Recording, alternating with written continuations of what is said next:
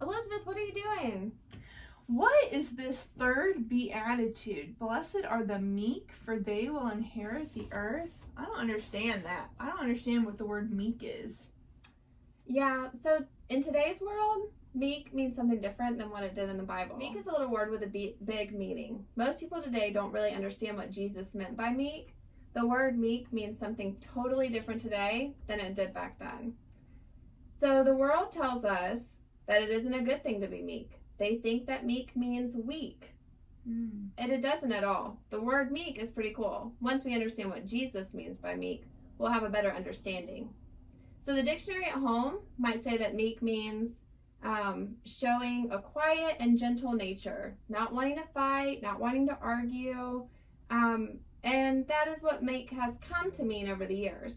But when Jesus said, "Blessed are the meek, for they will inherit the earth," in Matthew 5:5, he wasn't thinking about just being quiet and submissive. He wasn't thinking about not wanting to fight and argue.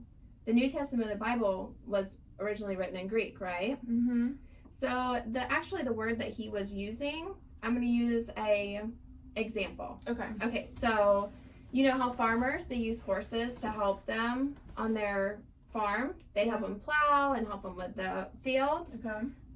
So the horse is a wild animal, right? That's super strong. The farmer has to actually train the horse so that he can ride the horse and he can use them on the farm. But that doesn't make the horse weak. The horse is still a really strong animal, right? Mm-hmm. But the horse is submissive to the farmer. That way the farmer can use him to help him complete the task that he needs him to complete.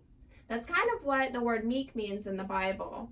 So just like the horse isn't weak because they're doing their job, we're not weak whenever we submit to God. So understanding what the Bible means a little bit more will help us understand what the word meek means. He's saying that we submit to God's will and we let God lead our lives. Meek people trust in the Lord because they know that God's way is best.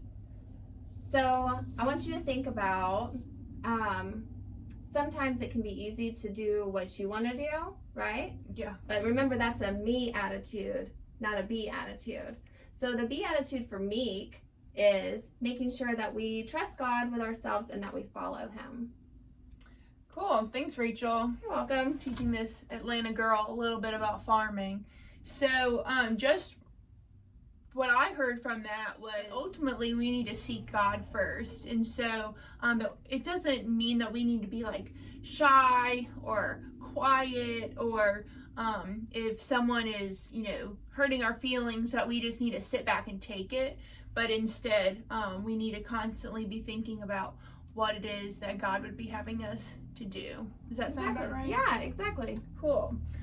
So what we want you to do is we want you to, whenever you have time watching this video or maybe over dinner or throughout the weekend, to just think about what's something that maybe is going on in your life or in your family's life or maybe at school that maybe you're struggling with. Maybe that's difficult. We know there's a lot of difficult things going around with COVID. So where can you be seeking God's will first right now? With that be attitude, not that me attitude. So there's a lot of things that maybe I want to be doing, but instead, where can you be thinking about maybe what God wants you to do first? So we want that to be something that you discuss together. And then for if you are in Kids Way or Breakout, we've got a little extra video for you, and then a craft which will be attached in the email. And then if you are in youth group, we have some discussion questions at the end of this video. And don't forget, if you need the supplies for the craft, you can come up here and grab them. They're posted on the Children's Ministry Bulletin Board by the front office. Cool. We hope to see you. Bye guys.